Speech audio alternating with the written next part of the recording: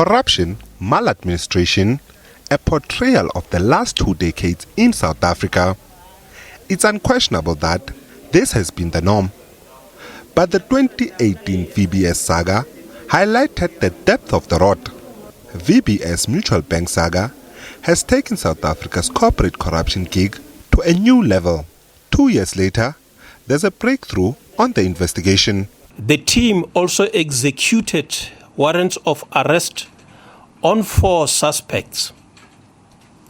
3 other suspects are expected to hand themselves today. The 8th suspect has been affected by COVID-19 quarantine requirements. So as soon as all of the relevant processes are completed, we will be securing the attendance of the 8th suspect also in court. The bank was established in 1982. 10 years later, it became a mutual bank in 1992.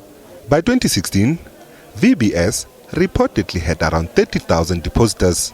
The perceived growth emboldened the bank in 2017 to list on the South African Stock Exchange, but that never saw a light of day.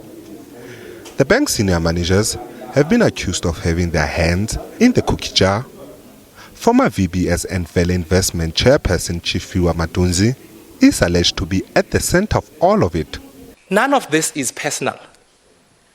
And people are entitled, for whatever reason, to be aggrieved by some or other aspects of the report. In a bombshell report titled The Great Bank Heist, released in 2018, Advocate Terim Dau set out his investigation in the grand corruption and recommended a series of criminal charges. The investigation has revealed that the 8 men who are the suspects either unduly, directly or indirectly benefited at least 122,287,863, which was not due.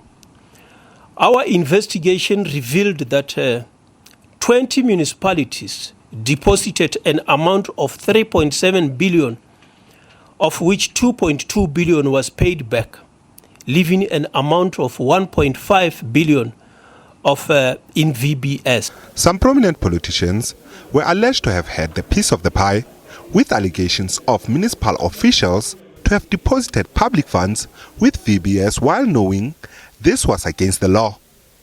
NPA has welcomed the arrest of 7 of 8 suspects in connection with the looting at VBS. We owe it to all the investors of the bank, in particular the elderly men and women of Limpopo and beyond, who lost their hard-earned earnings and lifetime savings. We have an obligation to all South Africans in general to deliver justice in this matter, as they have in many ways been victimized by this crime. But in particular, it is our duty to the direct victims of corruption. The suspects are facing 47 counts of various criminal offences and are expected to appear at the Palm Ridge Court on Thursday. Nhlanhla Khatlani, SABC News, Johannesburg.